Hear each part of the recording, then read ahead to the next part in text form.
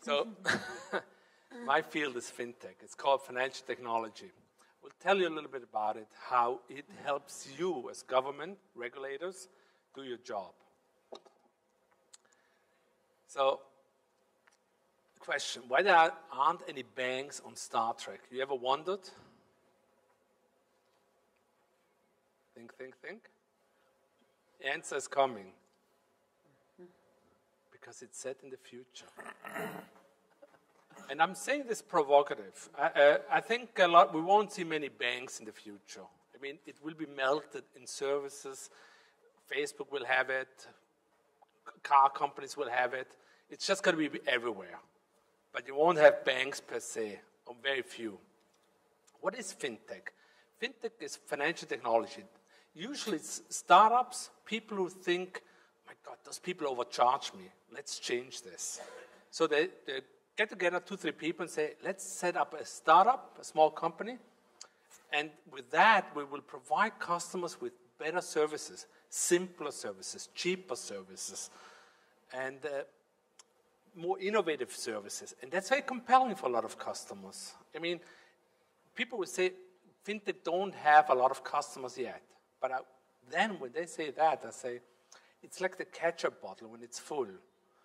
When you shake it, nothing is happening. But all of a sudden, all the thing comes out, ketchup. And that's how FinTech will happen. All of a sudden, FinTech will be so penetrating the financial world, and people will be so used to using it, that you will say, my God, why didn't we see it coming? And this is a nice slide. It's a small picture of the FinTech world. What you see, though, is there's no aspect of banking that FinTech does not serve, from payments to robo-advice to lending, you name it. We heard today about blockchain. It's everywhere. And you know, I tell you one other thing.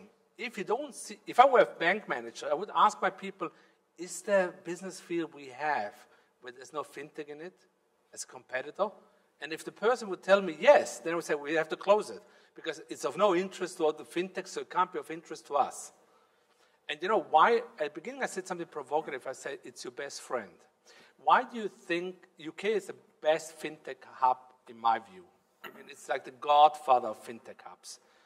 Why is that? The regulators, the government, tried very much to help FinTechs flourish. Why is this? Because if you tell a big bank as a regulator, you have to be more humane, you have to charge less fees, it will go in here, it will go out there. The best way to change the big institutions as a government, as a regulators, is setting an environment of competitors. Because if I sell the milk for free, the supermarket has to adjust. And if we sell things cheaper, the banks have to adjust. And of course, the fee difference is huge. You will say, who uses FinTechs?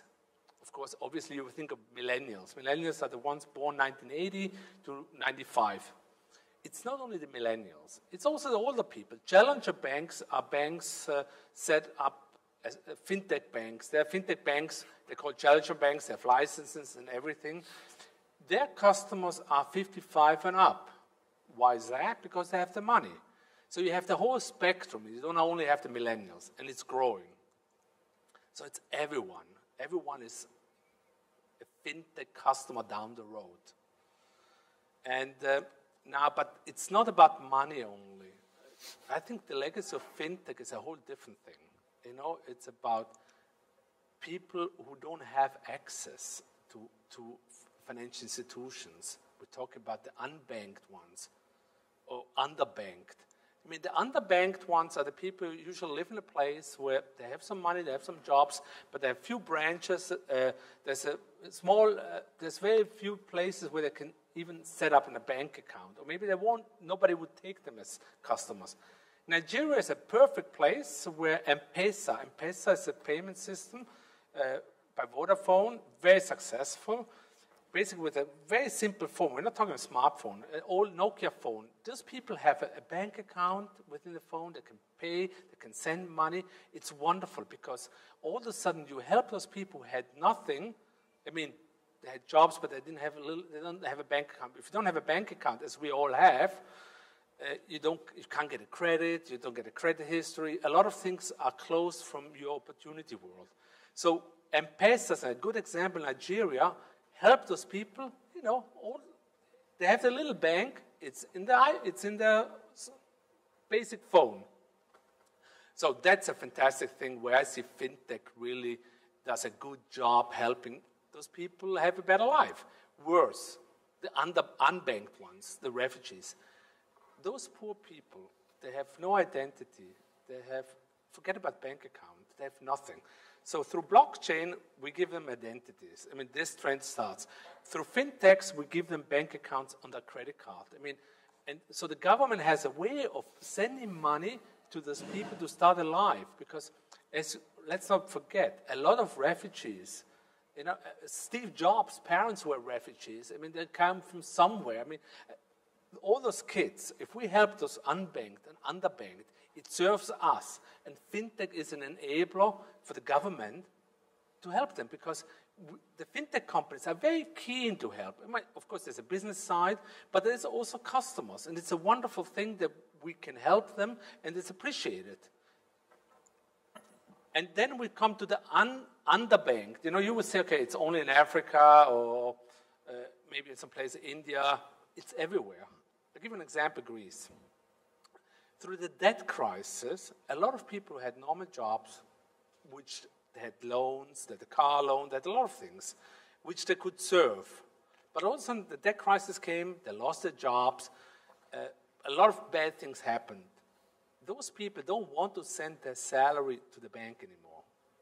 They respect that they owe money, but if they send their salary to the bank, what's left will be not enough to feed their families. And I mean, at the end of the day, feeding the family is quintessentially the most important thing. So FinTechs, allow them to set up accounts. So therefore, FinTechs will jump into the space where banks don't want to go. They don't want to help those people. I'm not saying against that they don't owe the money. They do owe the money. But we have, in certain stress situations like we had with the debt crisis, we have to find ways of easing the pain. And FinTech is here to help to ease the pain. So people send the money to the FinTech company. They pay the taxes. They feed the family. And if things get better, of course, they have to serve the debt. But, again, I think we have to see FinTech as a big enabler for all of us to help society. This is a good example. These people, it's transfer-wise. What they do is remittances. So remittances is if you send from one country to another country money. I don't say the bad guys now, but if you take one of the big guys, it will cost you 10 to 15% to send money. So you're sending $200. I will make it simple. You send $100 from Paris to Nigeria. At the end, maybe $85 will arrive because they will take some fees at the beginning, they will take some fees, exchange fees, and they will take some fees when you pick up the money. That's a bad thing.